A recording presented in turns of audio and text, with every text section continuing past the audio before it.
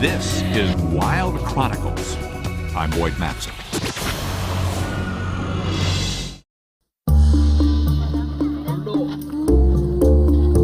This is David Leto.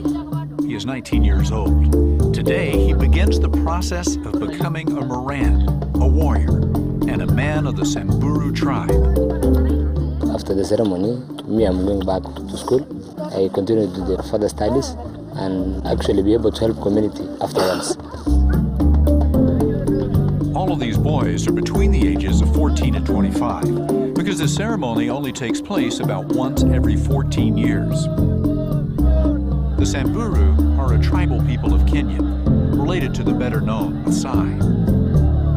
They rarely allow cameras to film this ceremony, but National Geographic was given special permission to be here. The process begins with a ritual of cleansing. In this case, the boys all get their heads shaved. They shave the head because it symbolizes the newborn to the next generation. They just use the resa and some herbs. You just don't wash with the naked water. They add a little milk and they used to wash with that. They believe that milk is strong in our culture and it is pure and it is blessed. Yeah. It's David's mother who shaves his head. The boys also go out and collect branches. They'll take the branches to their mothers, who will use some of them to prepare special beds where the boys can rest when the ceremony is over.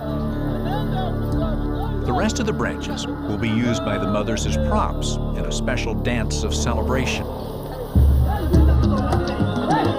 Another part of the ritual is going to the river to drink water. A boy cannot become a warrior unless he drinks water symbolizing cleansing. So the grass you are cutting symbolizes peace. You pour that milk to symbolize the same thing. That milk is very crucial during this ceremony. One of the marks of manhood is owning property, and cows are the most cherished possession with the Samburu. The most desired gift is a cow. Personal wealth is measured by the number of cattle one owns.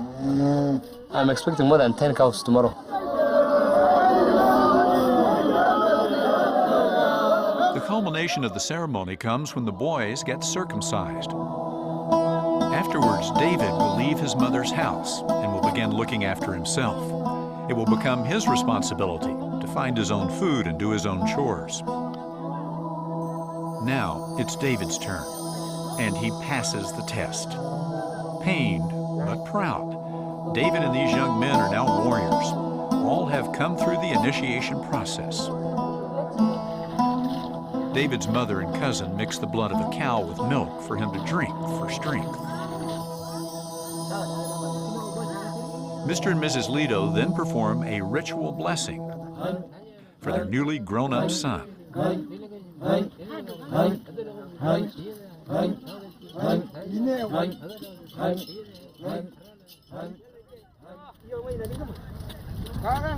One month later, it's time to celebrate the Moran's passage into adulthood and leadership.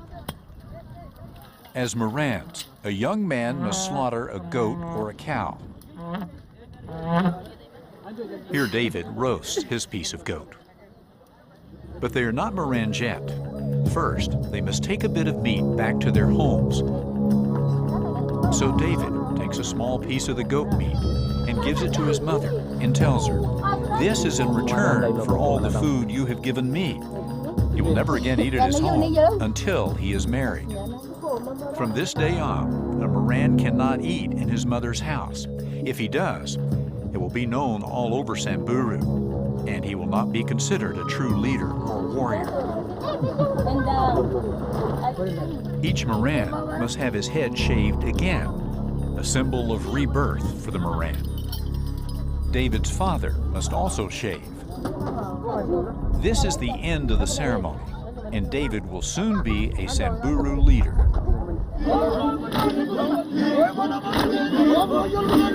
And now, these boys are men.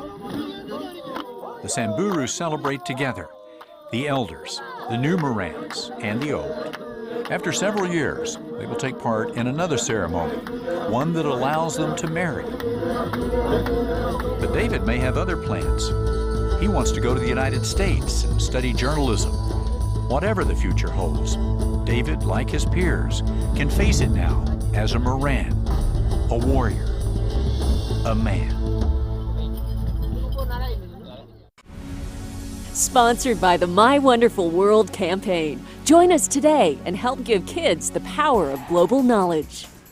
Sponsored by National Geographic Mission Programs, taking science and exploration into the new millennium. Sign up now at mywonderfulworld.org and receive our free newsletter and resources.